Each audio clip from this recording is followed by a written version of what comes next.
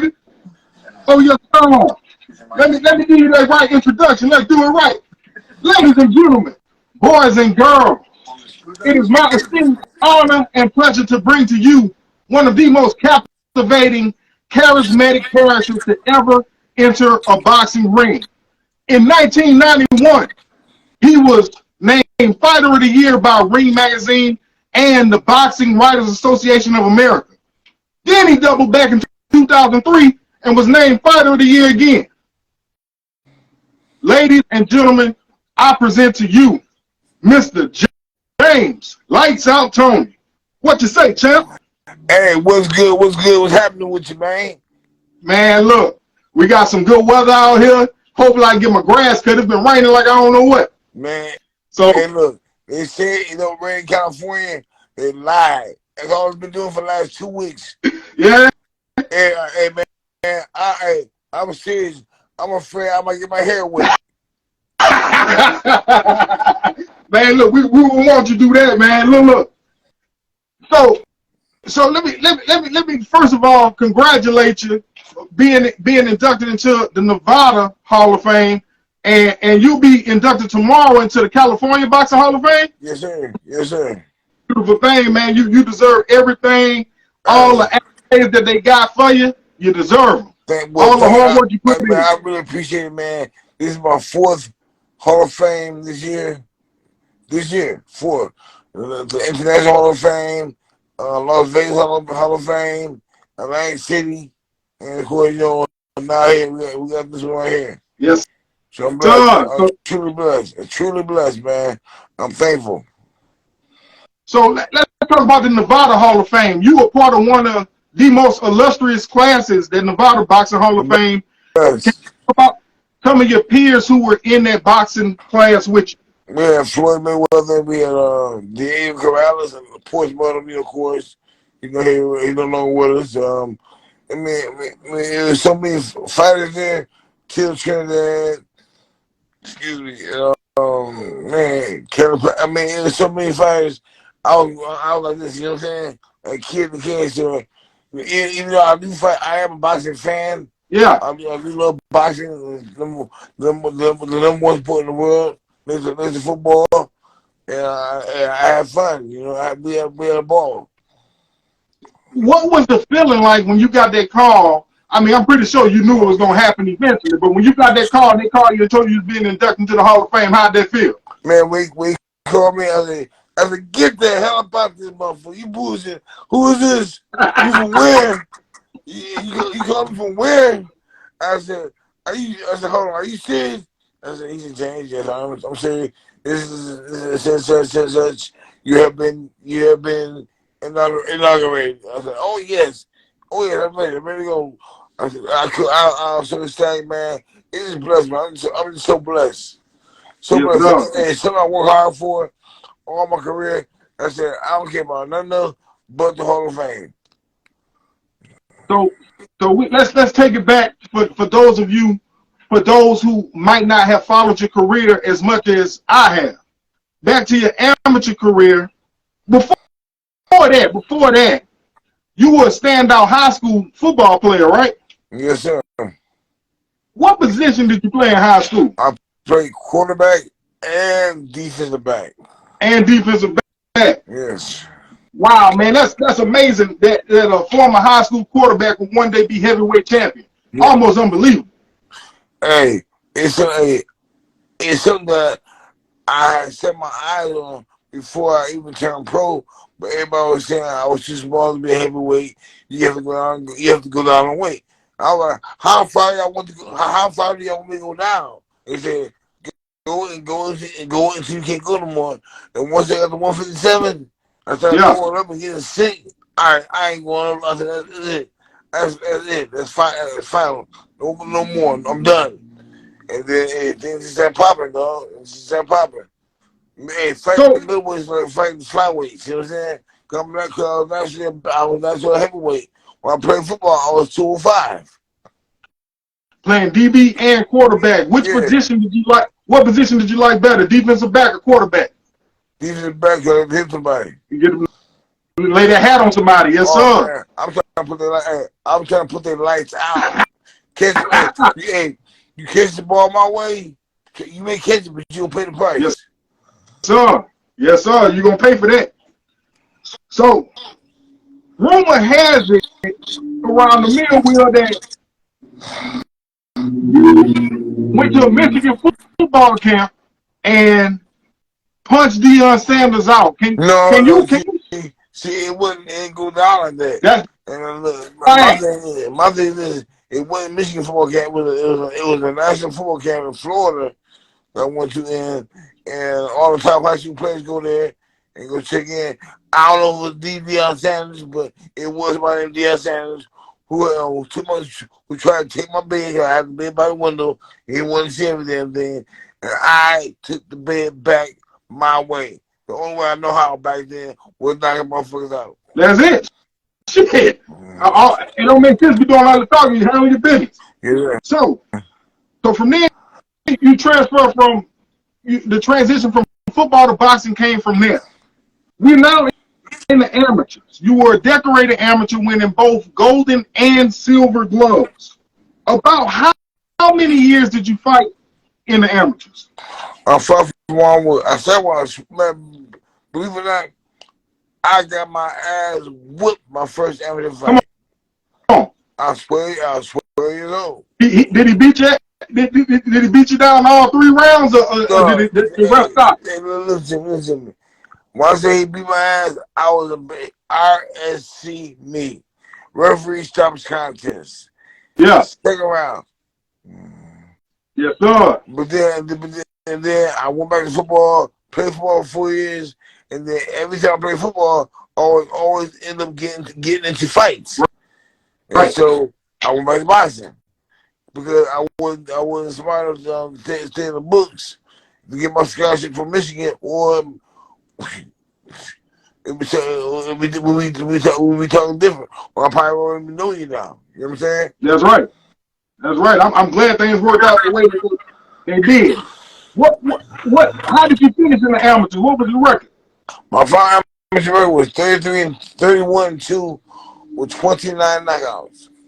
31-2 with 29 knockouts. So in 33 fights, you had 29 knockouts in the amateurs? Yes, sir. Oh, God. Man, so y'all was wearing headgear or not? Y'all had on headgear? You not going up? We had headgear, but I was doing that because I'm a natural born fighter. See, the difference between me and everybody else is, everybody else you see today and yesterday was taught to fight. I was born to fight, period. That's right. That's right. And it shows. So, I take it that's how you got your name Lights Out. Yes, sir. From knocking all cats out, 29 knockouts in 33 amateur fights, man, that's impressive. That's more than impressive. So, go ahead. Sorry to cut you off, champ. Let's jump into your professional career. You leave the amateurs, you turn pro back in 1988, and you move up to 87. No, you move up the ranks. It was 88? Yeah. 88. You move up the ranks. So once you got in the game and turned pro, you weren't playing around. You're collecting them checks and you move up the ranks really, really quick. Tell us about your first title shot. Matter of fact, my first title shot, I fought Mercury Sosa January 13th, 1990. Okay. 91, January 13th, 1991.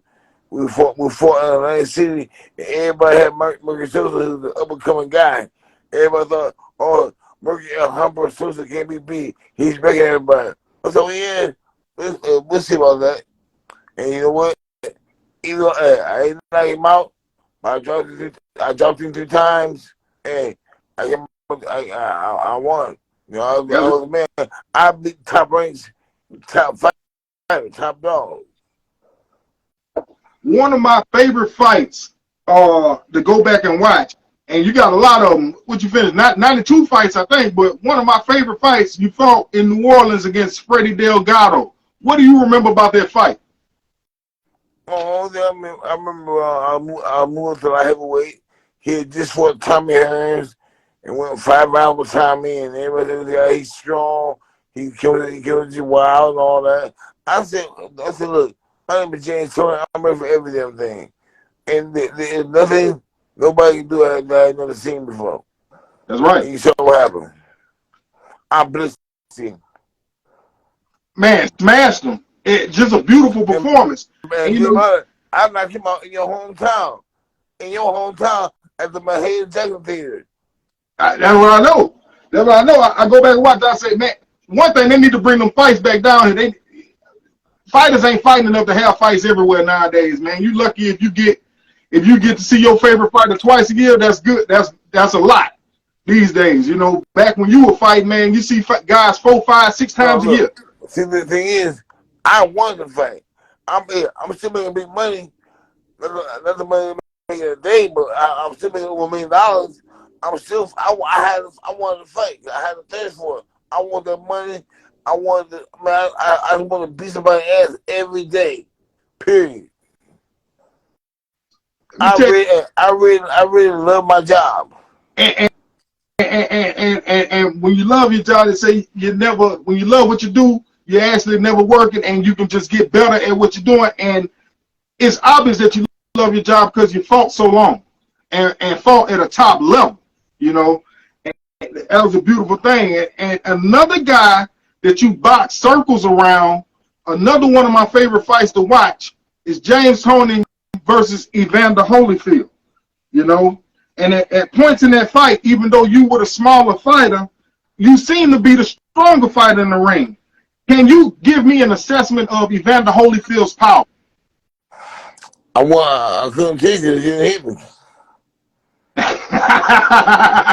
No, hey, look, he had ample opportunity, but when he did, he was too late. He didn't pull the trigger fast enough, and I hate his ass. And I don't know. Don't get me wrong. Evander is a great fighter. Before the fight, I was a huge Evander fan. But with the press conference, he started being disrespectful. I'm like, fuck this motherfucker. I'm beating his ass. Yeah. All respect, well to window. You made him look like he never boxed before in his life. You know, he could have had a handful of rice and threw it at you. He wouldn't hit you with a grain of it. He tried. Well, at one point in the middle of the round, you were sitting right in the pocket, and you see these guys doing the shoulder roll, and they be doing too much, man. You sitting right there comfortable, and then you just bending at the waist, turning, and you slip up and you lick your tongue out at him after he misses jab. Man, that's cold-blooded right there. Yep. Hey, I was just letting you know that I'm the boss. I told him before in the press conference.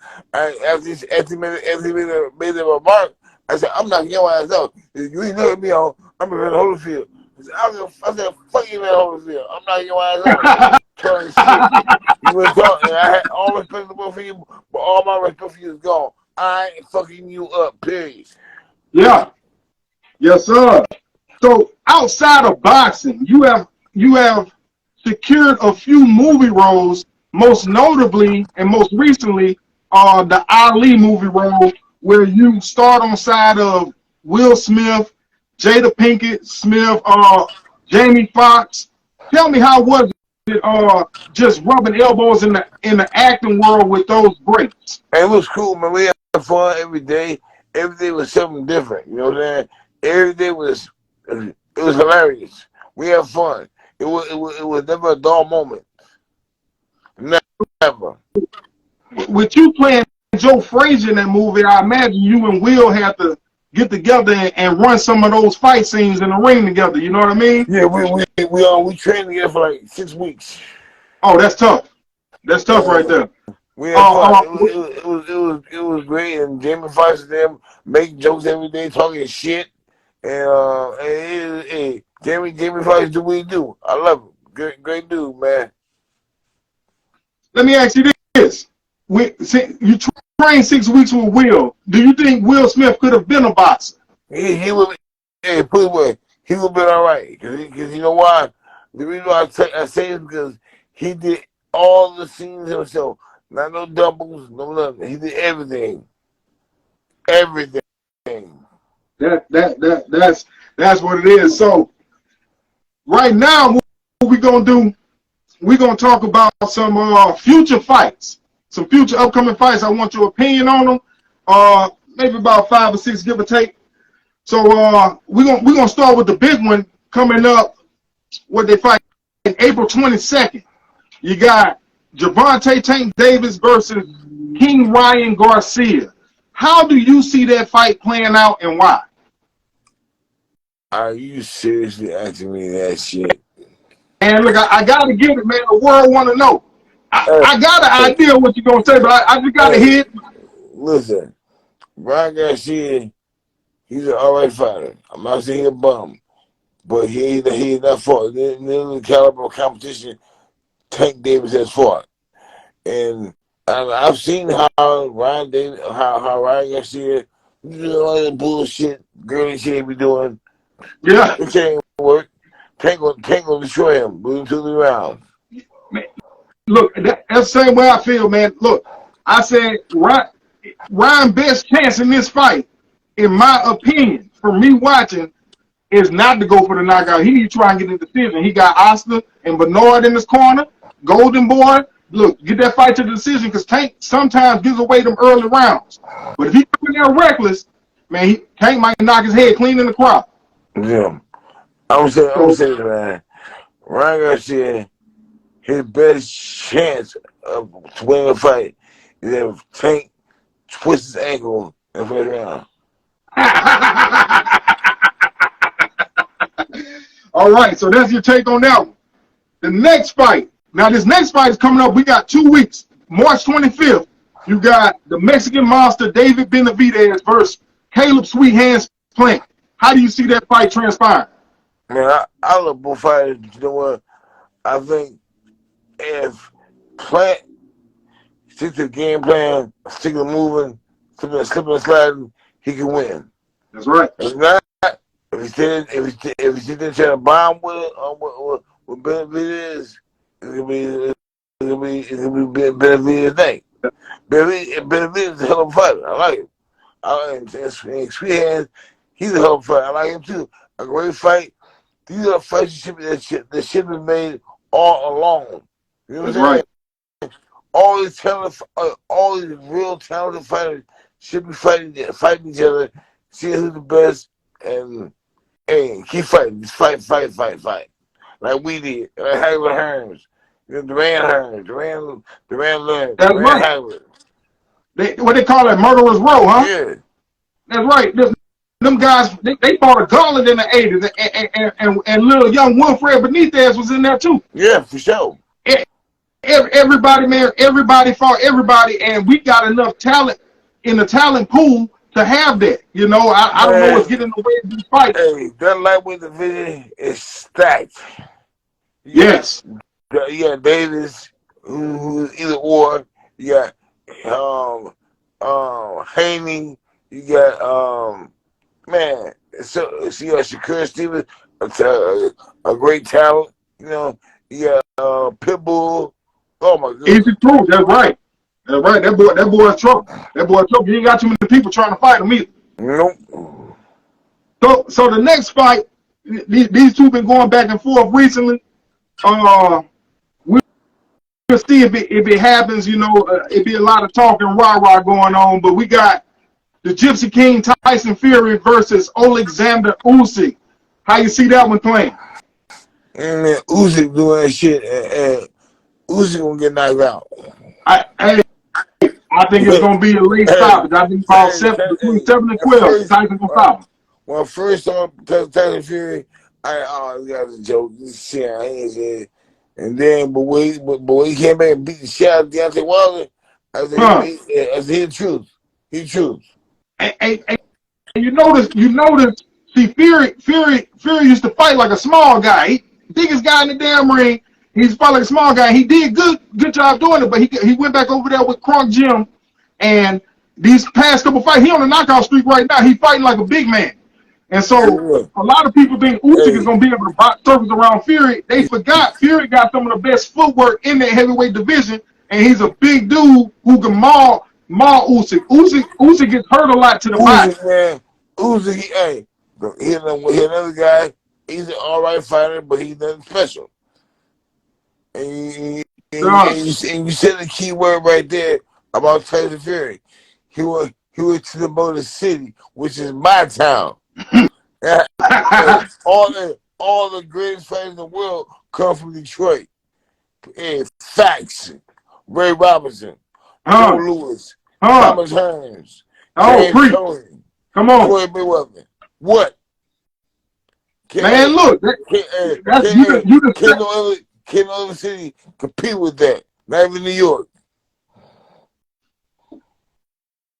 You look, quiet, you that right too. nigga. Huh? I can't. It's hard to even name a state competing with that city. With Michigan, you got Floyd, like you say, Joe Louis, and I forgot about Sugar Ray Robinson being from there, and you got the great James Toney. And all them boxing Hall of Famers right there, all from the same And of area. course the king himself, Thomas the Hitman Hearns. What? Hitman, Tommy Hearns, my man. Look, it must be something in the tabloid out there. It's called Kill. Next fight I got for you, champ. How do you feel about High Tech, the Matrix, Vasily Lomachenko versus Devin the Dream Haney? Devin Haney gonna knock that boy out. You think Haney gonna stop Loma? Easy, man. Hey, Lomachenko is a good fighter for the low weight class. For guys who ain't used to all that slapping he been doing, because he ain't punching. I call it slapping. But Right. if Haney if Haney don't win 10 out of 12 rounds, he might stop him late. Hey, I can see it. I can see that. Lomachenko overrated. Very overrated. Very overrated. So you're taking Devin Haney with that one? Yeah, by now. Yes, sir. By now, all right. So here we go. This next fight, it's sad that this fight never happened. I want to know what you think about it. It seems to be more of a fantasy fight nowadays. Hopefully we get it sometime in the future. But how do you feel about Anthony AJ Joshua versus Deontay the Bronze Bomber Wilder?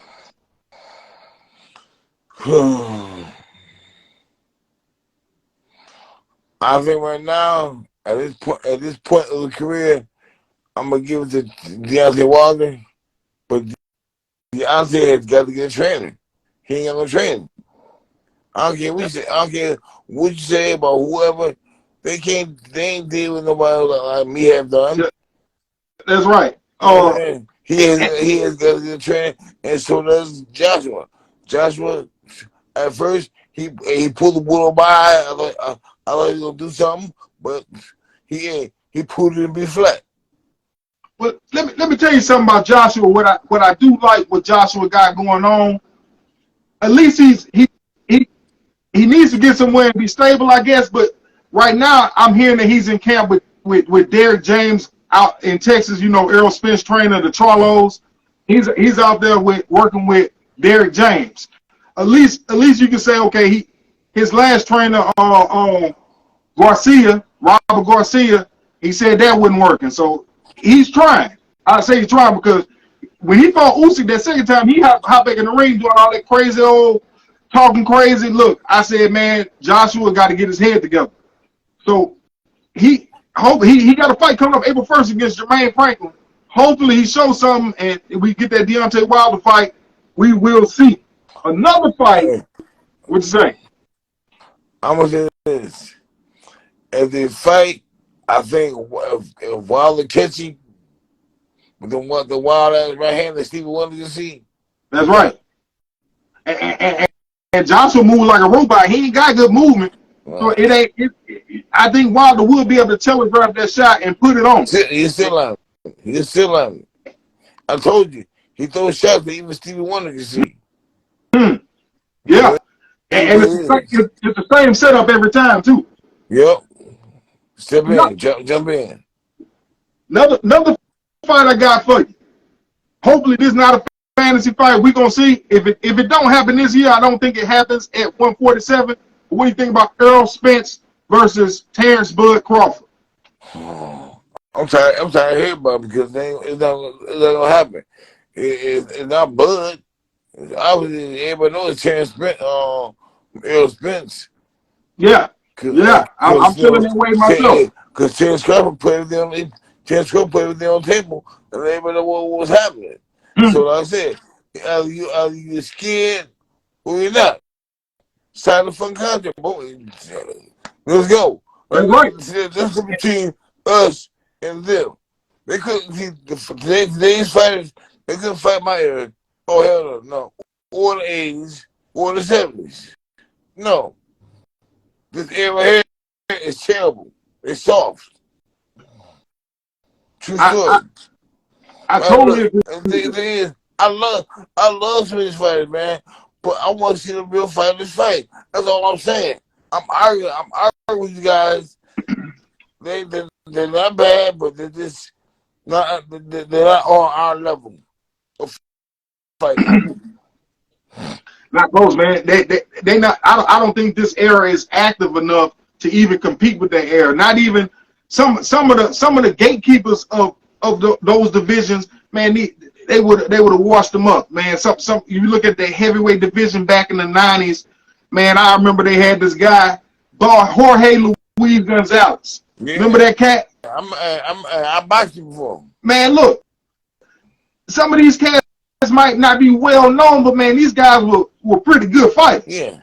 Yeah, Bone Crusher Smith, Big Ray Mercer, man. These guys were fighting shit till they couldn't fight no more, and fighting at a high quality level. Right. You know, even Shannon the Cannon Briggs. I look at all these guys, man. These guys were fighters, but you know, you are one of the last of an era. You were the last of an era. Because when was your last fight? What year was your last fight? 2018.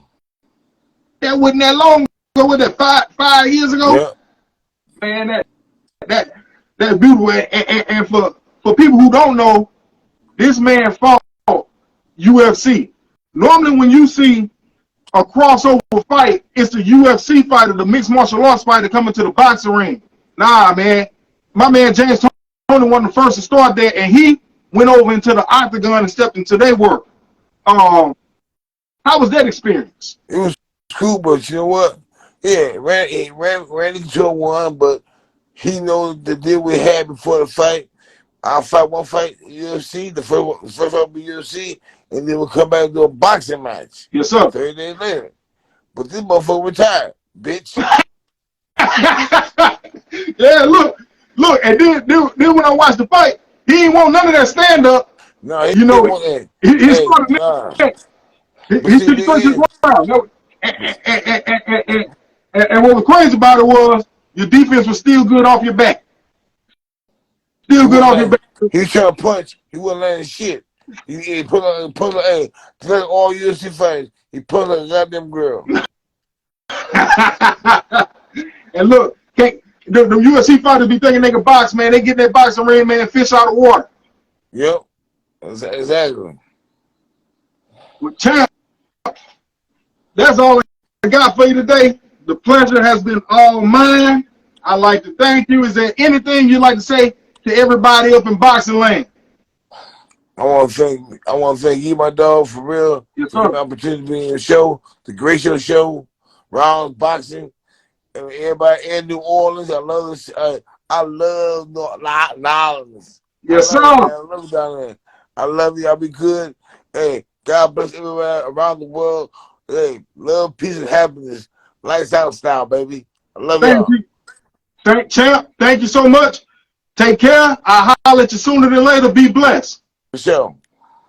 Look my dude up, Round Boxing Club.